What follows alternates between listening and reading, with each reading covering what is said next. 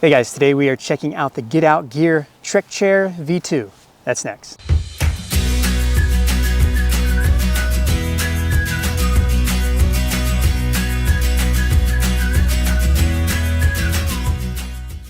Welcome Backcountry Renegade, I'm Jeff. This channel is all about backcountry adventures and all the gear in between. If you're into those things too, consider subscribing. Today we are looking at the Get Out Gear TrekChair V2 and also comparing it to some of its competitors. When it comes to backpacking, one of the best things you can do to lighten your load and save weight is to leverage the equipment you already take with you and take items that have dual purposes so you're not carrying any additional weight. That's what the TrekChair seeks to do by utilizing trekking poles you already take with you and utilizing it into the frame to provide a nice structure. The TrekChair version 2 further improves this by strengthening up the frame and giving it more durability. So let's check it out in a bit more detail. The TrekChair burst on the scene as the first backpacking chair ever to utilize trekking poles as part of the frame structure. This project was originally funded on Indiegogo and it raised over $100,000 of support and backers to make this chair into a reality. This chair sells for $199 as a package, and in that package you do get your chair frame here as well as some pretty nice trekking poles. You can buy the chair separately without trekking poles if you seek to utilize your own poles, and that does sell for $129. So what you get in the bundle is this nice packaging here that holds the chair and its frame. The trekking pole case is also very nice, has a nice handle and a little pocket to store any other things that you would like in there. All right, so we have all the items laid out here that you get in the bundle. You get the chair back here, you get your trekking poles here as well, and then you get the frame.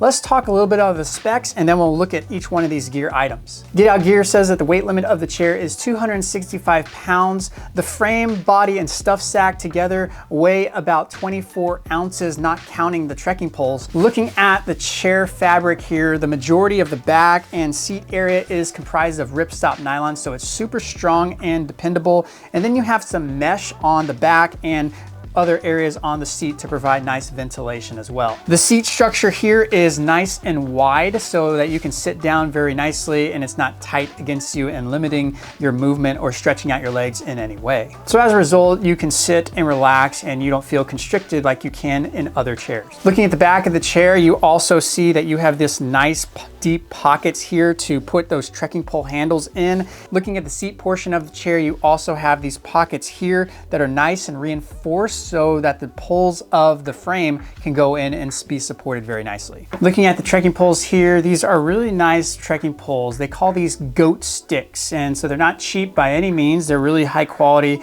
The actual pole material is made of carbon fiber, so it's super strong but also super light. The handles are made of cork, and on the bottom you have some foam here as well to provide some additional comfort when you are going uphill and need to grab a little bit lower. You also have these really nice strong metal locking mechanisms, and these really lock the poles in whatever height you do, and because they're metal, they're a lot more dependable, not like cheap plastic. They do come with these little feet here. You'll want to take those off when you do put them in the chair. So these are nice if you do get on rocks and stuff and you want a little bit of extra grip, you can use these as well. The inner shafts of most trekking poles tubing is actually 1 millimeter thick. Get Out Gear really wanted to make these dependable and durable if they're going to support the weight of your chair, so they actually increase that to 1.5 millimeters. So that's 50% stronger than typical trekking poles, so you can rest assured they're durable and strong enough to support your weight. If you did want to buy the trekking poles separately, they do sell for $89.99 on the website. And if you are interested, you can see a full review on these trekking poles on the link here when it is available. Now you could use your own trekking poles in the chair, but use them at your own risk. These are specifically made for the chair. Looking at the frame here, it's really nice. These feet just snap into place with the bungees that it's on there. And as we set this up, you can see here is the front of the chair. This frame is constructed of aircraft grade aluminum alloy poles here, so it's very dependable but also lightweight. The orientation of the frame goes from front to back, so this back portion is where you would put the trekking poles. Looking at this back hub, you can see how the trekking poles will just fit in really nicely here once you take off those feet. And as a result, this is the frame setup that you're gonna have for your TrekChair. Setup is pretty quick and simple. First, you want to set up the frame by snapping all the poles in place. Second, you're going to want to set up your trekking poles. And then once you put the trekking poles in that back hub there, then it's time to set up the chair portion. The chair portion, what you'll want to do is actually set up the back portion first, and those handles will fit into the sleeve pockets that are on the back of the chair there. Once you set that up, then you can set the front pockets on the front portion of that chair. You can use the tabs to help pull it over to make it a little easier. So once you have that all set up, you can then fully extend the trekking poles to your desired height, and you have your chair ready to go. One cool thing about using trekking poles is the backrest is adjustable. You can raise up the trekking poles to sit more upright, or you can go ahead and lower them to go ahead and recline a bit more and sit lower to the ground. Just don't go too low, because then your butt will hit this portion of the frame and you're not going to want that. The Highback is fully supportive and you can rest your head back very nicely as well. I did find, because of the frame setup going from front to back, when you do move side to side, maybe you're reaching, this can have a tendency to twist a little bit, so just be careful of that you don't do that too sudden. Now you might be asking, why V2? Why is this the TrekChair V2? Well, good question. The chair originally was released first to its Indiegogo campaign supporters, and then it was sent out to also YouTubers so they can review and test out. Several YouTubers like Doug from Backcountry Pilgrim and Steve from My Life Outdoors showed how, as due to some stress tests, the front hub area started to fail and broke and totally ruined their chair. The interesting thing though is not all the chairs that were sent out were doing that, just a small fraction of the chairs. Probably 1,100 chairs were sent out and only 12 were reported to have that front hub damage. Many actually performed similar stress tests with no breakage at all, including John, who is the owner of the company, who showed all the different movements and it still didn't break. But of all the chairs that did break, the reported issue was that the front hub was failing for some reason. So I decided to also test out the V1 hub,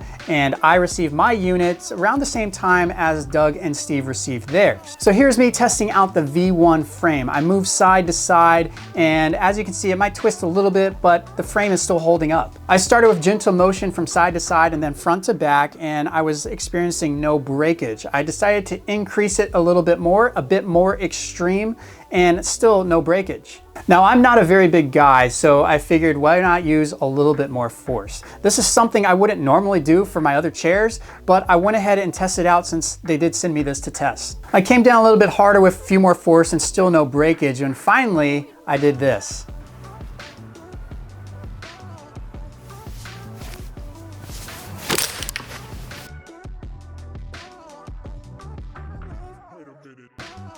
As was reported, the front hub broke just like theirs did. Now, I spoke with John personally, and he assured me that they're trying to do everything they can to investigate to find out the cause of why that's failing. They wanted to isolate and correct the issue so it's not affecting every single chair that they sent out. After investigation, John posted the results of the investigation in the Indiegogo campaign, and he explained that an issue arose late in the injection molding process of a batch of hubs that actually overheated. This then jeopardized the structure and integrity of the hub, and it affected some units. They didn't know how many units were affected, so what they did is decide to delay the launch and correct the issue. During the delay, Get Out Gear utilized this opportunity to beef up the hub as well as increase the composition so the structure of the hub will be assured that it will not fail the same way. They put extra checks throughout the entire molding process to ensure that every hub that is produced meets quality standards. And now you have the V2 version of the TrekChair frame. They did send me this, and so I performed the exact same test that I did on the original V1. I started gently moving side to side, I then went front to back, and then I came down with some force, and the V2 upheld it perfectly. So the V2 is an excellent upgrade, and you can rest assured they fixed the issue here, and you can have full confidence as you get this chair. It's not going to fail like the V1 did if you happen to get one that broke. Now you might be asking yourself, what if I use a trekking pole tent? Now me personally, it's not an issue. I have the Tarp Tent Double Rainbow, which has their own carbon fiber poles and is super lightweight. But if you do have a trekking pole tent, really what Get Out Gear suggests is go ahead and set up your tent first, put your gear in, and then take the trekking poles out and set them up for your chair. Now, once you're ready to get back in your tent, you can take them off your chair and set back up the structure of your tent. Yes, your tent will have to collapse down a little bit, but you really will have to decide, am I okay with that? If not, maybe you have to decide, do I want to take a trekking pole tent or a trekking pole chair? Now let's see how the TrekChair compares to some of the top backpacking chairs that are out there currently. So the chairs that we have here is the Helinox Chair Zero, which comes in at 17 ounces, the REI Flex Lite Air, which comes out at 16 ounces, and then also the Helinox Highback chair, which comes in at 24 ounces. So the carry weight of the TrekChair is 23 ounces. It's not a huge weight savings over these other chairs, but since you are using trekking poles as you're hiking with them, that doesn't factor into the weight. But compared to the durability of the chairs, I agree the TrekChair will be more durable, especially with the new V2 version frame. Now the REI Flex Lite is a good comparison because it utilizes the same frame layout as the TrekChair. The main hub portion goes from front to back of the chair, and as you can see, that front hub would probably experience some of that stress there, and as you can see, the V2 version of the TrekChair is a whole lot more durable, dependable, and beefed up compared to this REI Flex Lite Air chair. As a result, I have no doubt that the REI Flex Lite would snap in an instant if I did that same kind of force test that I did on the TrekChair. The difference is the REI Flex Lite chair is one of the lightest chairs that are out there. It sells for $99. The fabric is really some of the thinnest fabric that is out there as well. I feel like that can rip and get holes in pretty easily. The quality plastic on the Flex Lite as well also feels lighter and cheaper and probably more prone to breakage. The chair portion of the Flex Lite does seem like it sags a little bit more down, so your butt goes down while your legs will be a little bit higher up compared to the TrekChair. That is adjustable because you can adjust it up or down because you're using trekking poles. Now I will say the REI Flex Lite isn't the greatest comparison because it's not a high back chair where the TrekChair is a high back chair. The next comparison is the Helinox Chair Zero. This one comes in an ounce heavier than the Flex Lite Air. As you can see, the structure of the frame is slightly different. Instead of the TrekChair going from front to back, the Helinox Chair Zero goes from right to left. Now this is the chair that I've been using for tons of my backcountry adventures.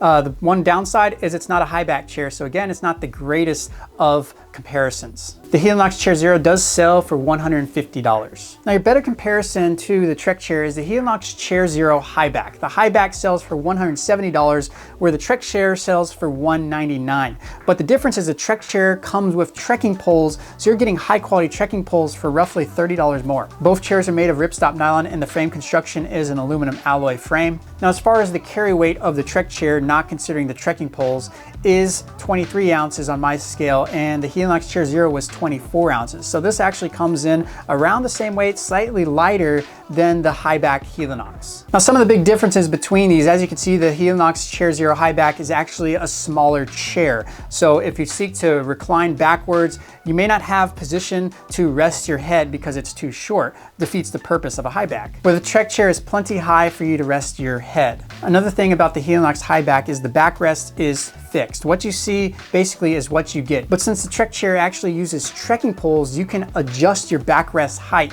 So that's a pretty unique feature that the TrekChair has. Another thing that you notice is the Helinox Highback has a more narrow seat. As a result, you can feel a little cramped in there. If you do seek to rest and stretch out your legs, it does feel like it's cutting off some of the circulation underneath the thighs a little bit more than the wider seat of the TrekChair. The TrekChair is one of the most comfortable chairs you can have, and you can just stretch out your legs very nicely and you don't feel that same area of that fabric cutting off on the bottom of your thighs. So concluding thoughts. Overall, the TrekChair is a great idea, great product, and is super comfortable. The version 2 in particular further builds upon this idea by strengthening the hubs and giving it much more dependability. So if you're looking for a high back chair to take with you backpacking, something that's versatile and dependable, then the TrekChair is a good option for you. And I think it's a good choice because the pros really outweigh the cons. The first pro is this is the most comfortable chair I've ever used for backpacking.